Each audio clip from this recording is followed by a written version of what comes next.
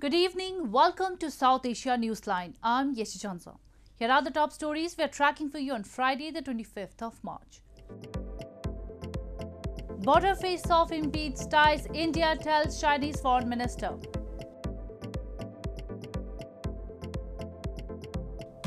National Assembly session on no trust motion against Pakistan, PM adjourned till March 28. And Maldives former president plots comeback with India out campaign. And now for all the details. India's Foreign Minister S. Jaishankar, after meeting his Chinese counterpart Wang Yi in New Delhi on Friday, said that frictions and tensions on their border cannot be reconciled with normal relations. He said India sees the complete disengagement of Chinese and Indian troops from a face-off as key to better ties. Wang Yi's visit was the first by a top Chinese official since border clashes in Ladakh region in 2020. China's Foreign Minister Wang Yi on Friday held talks with his Indian counterpart S. Jaishankar in New Delhi, a day after he arrived on a surprise India trip, the first by a top Chinese official since border clashes in 2020. Jaishankar during the meeting told Wang Yi that ties between the two countries cannot be normal as long as there is a huge deployment of troops along their border in Ladakh region, where at least 20 Indian and 4 Chinese soldiers were killed in clashes in June 2020. Wang Yi said China respects India's traditional role in the region and both countries should put their differences on the border issue in its proper place in relations. The Indian minister, later holding a press conference, said he would describe the current situation of ties with China as work in progress, and Friday's discussions were aimed at expediting that process. The frictions and tensions that arise from China's deployment since April 2020 cannot be reconciled with a normal relationship between two neighbors. Foreign Minister Wang Yi spoke about China's desire for a return to normalcy, while also referring to the larger significance of our ties. Earlier this week, Wang also visited Afghanistan and Pakistan, and ahead of the India trip drew a rebuke from the Indian government for remarks in Islamabad on the disputed Kashmir region. Jaishankar said India hopes China would follow an independent policy in respect to New Delhi and will not allow its policies to be influenced by other countries. Wang Yi later in the day flew to Nepal, where China is trying to deepen its influence. Hindu monk turned politician Yogi Adityanath on Friday took oath as Chief Minister of India's most populous Uttar Pradesh state for a second time.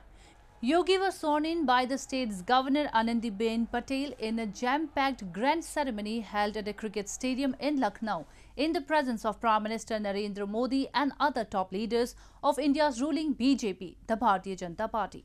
His jumbo team of 52 ministers also took the oath during the ceremony. In the recently held 7-phased polling, the BJP-led alliance secured 274 seats in the 403-seat assembly, becoming the first party in over 3 decades to form a government for a second consecutive time in Uttar Pradesh. 49-year-old Yogi's performance has risen his political stock and reinforced perception among his supporters that he could one day lay a claim to the Prime Minister's seat. In news from Pakistan, the Speaker of Pakistan's Parliament adjourned a motion of no confidence against Prime Minister Imran Khan on Friday, provoking opposition accusations he was buying time for the ex-cricketer to muster support after a spate of defections from his party. The motion will now be tabled on March 28.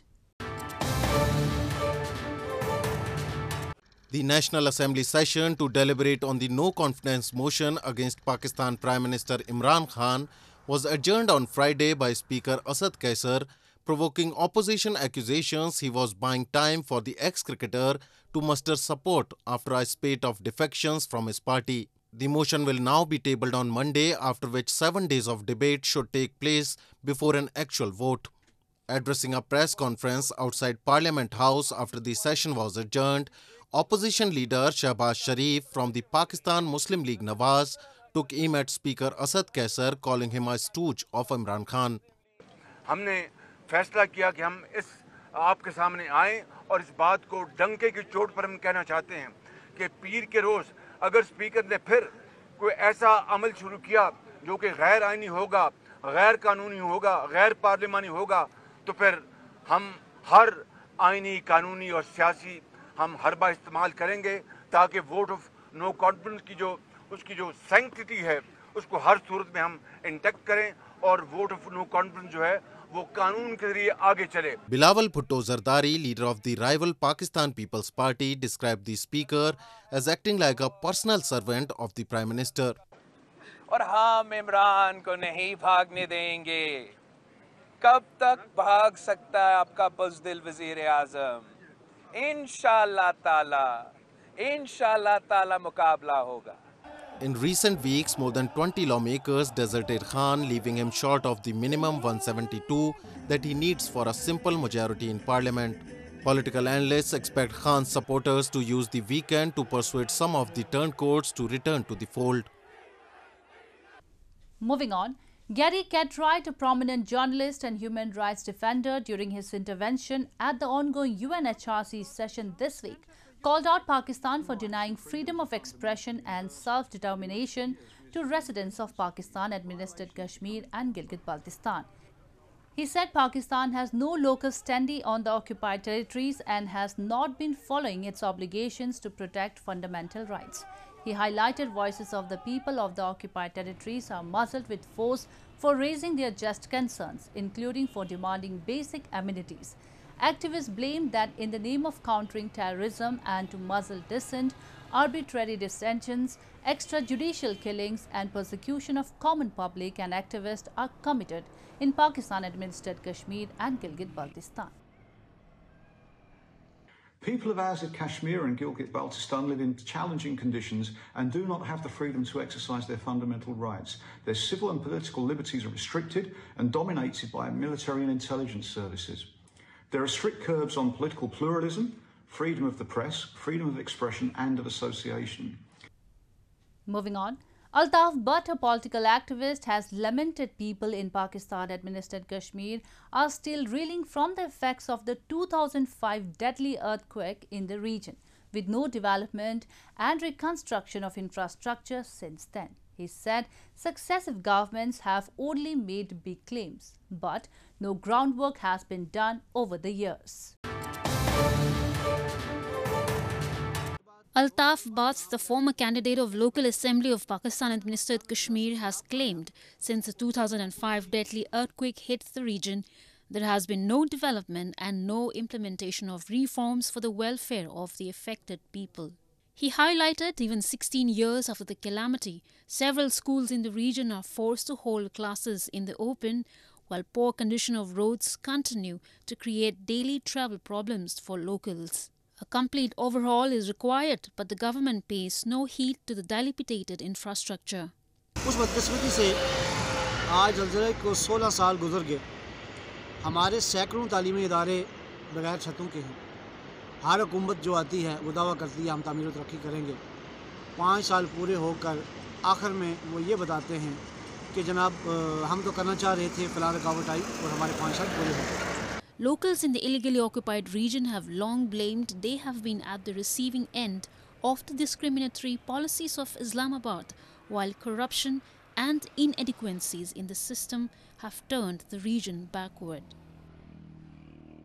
In news from Maldives, former Maldives President Abdullah Yameen, seen as closer to China, has returned to politics with the campaign against Indian influence in the country. He alleges New Delhi has developed a major military presence in the archipelago, claims the ruling party denies. Abdullah Yameen, a former Maldives president jailed on corruption charges, has returned to politics with a campaign against Indian influence in the country, as New Delhi battles China for supremacy in its own backyard. In a rare interview to news agency Reuters, Yameen, who is reportedly backed by China, said he wants to cancel defense deals signed with India, with whom Maldives share decades of close and friendly ties. He alleges New Delhi has developed a major military presence in the archipelago off the coast of Sri Lanka, claims the ruling party denies. But the growth of the campaign since a graft conviction against Yamin was overturned in November has drawn large crowds at rallies and galvanized his progressive party of Maldives, seen as being closer to Beijing. Local media has reported threats have been made to Indian teachers working on 2 different islands, a claim Yamin called total rubbish. India Out campaign.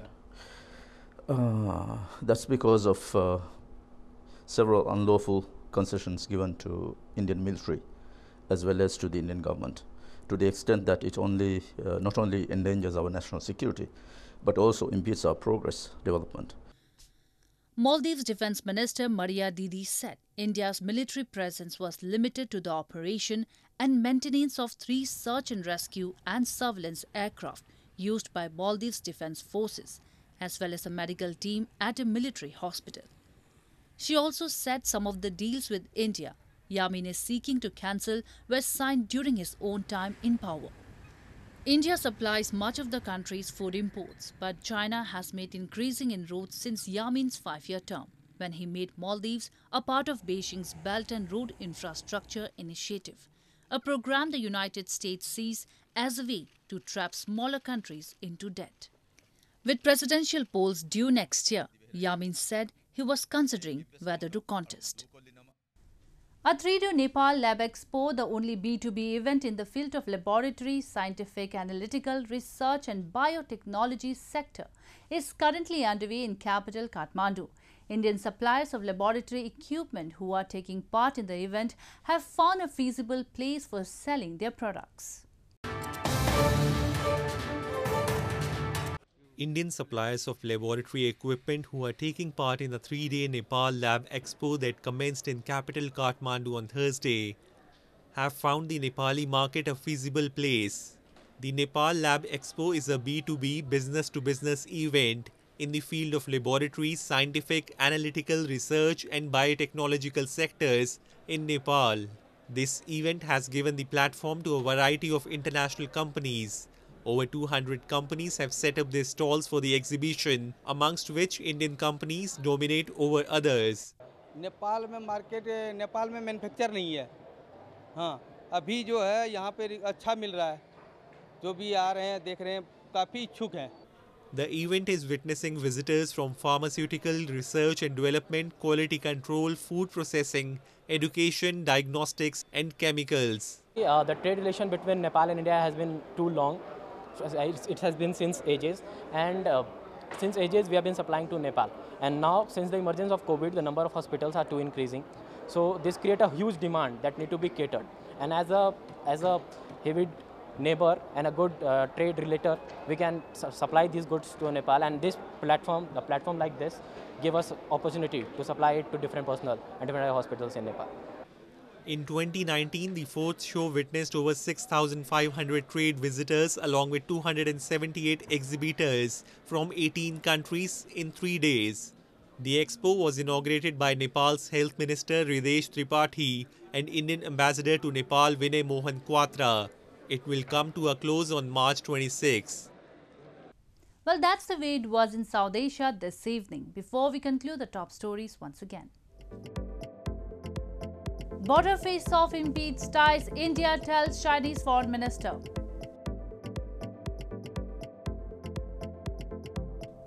National Assembly session on no trust motion against Pakistan, PM adjourned till March 28.